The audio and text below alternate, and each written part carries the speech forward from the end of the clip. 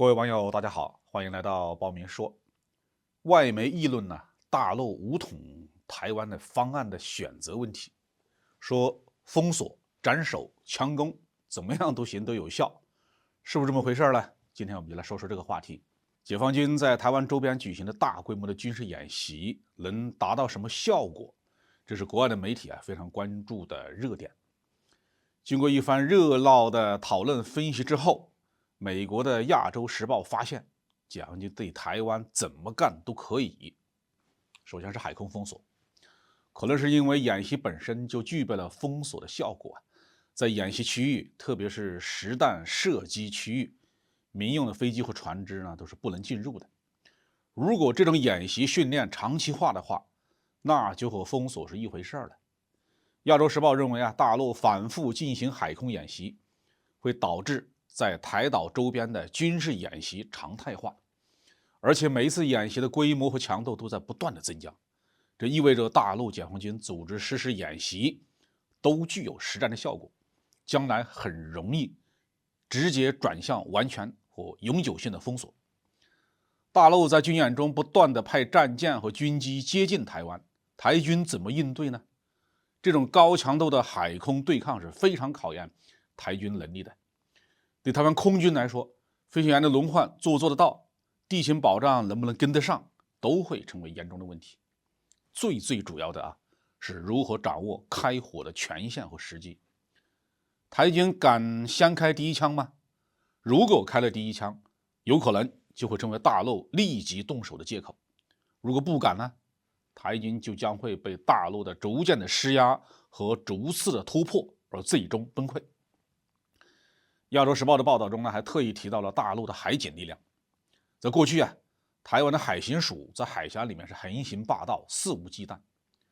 可是现在的形势完全逆转了，大陆的海警呢，拥有130多艘大型巡逻舰、70条快速的巡逻舰和400艘海岸巡逻艇。这个力量比东亚许多国家的海军都要强大。这些船只呢，装备精良，火力强大，有一些本就是大陆海军的退役的军舰。如果对台湾实施封锁，可以有效的拦截检查各种船只。在海警的背后呢，是更加强大的解放军的空军和海军，所以大陆封锁台湾是不费什么劲儿的。其次是渡海强攻。比较出人意料的是，《亚洲时报》对解放军渡海强攻的评论不多，只是一带而过的提到了美国智库在2022年进行的那一场兵棋推演。对解放军的渡海登岛确实也没什么讨论的必要。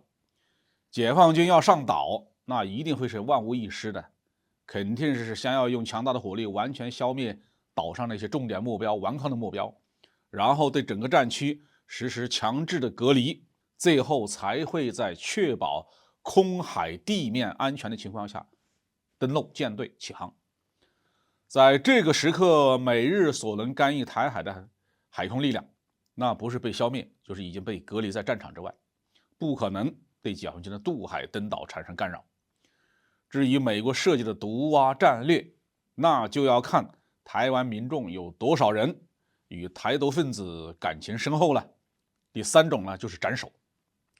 亚洲时报说，针对台湾领导层的斩首行动，可能会从大规模网络攻击开始，先让决策机构瘫痪，然后在48小时之内呢，闪电袭击，在西方反应过来之前就结束战斗。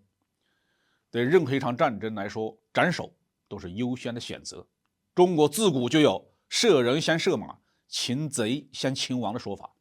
现代战争呢，非常重视寻找和消灭对方的高级指挥所、高级指挥员。未来的台海战争，斩首行动的指向很明确，那就是台独的首要分子。这在现代非常丰富的侦察、监视和打击手段面前，根本就不是什么难事。目标只要一被盯上，一定是无处可逃，被清理、被消灭是迟早的事情。我们看看过去的雅辛、本拉登、苏莱曼尼，这都是活生生的例子。关于斩首的战法，我们中央台的军事新闻曾经公开过巡航导弹准确攻击建筑物的某一个窗户的画面。